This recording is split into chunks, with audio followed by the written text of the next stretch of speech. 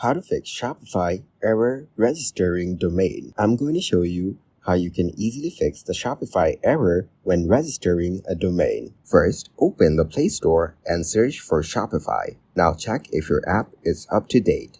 If not, tap Update to install the latest version. Next, go to your mobile settings and tap on Connections. Make sure your internet connection is stable.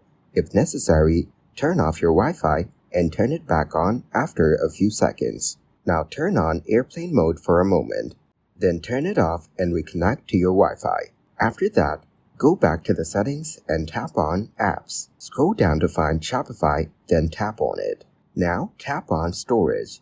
Then tap on Clear Cache. Next, tap on Clear Data to remove any residual data. Go back to Settings and tap on Software Update. Ensure your device is updated to the latest version. If an update is available, tap Download and Install. Finally, restart your device and check if Shopify Analytics is now working properly.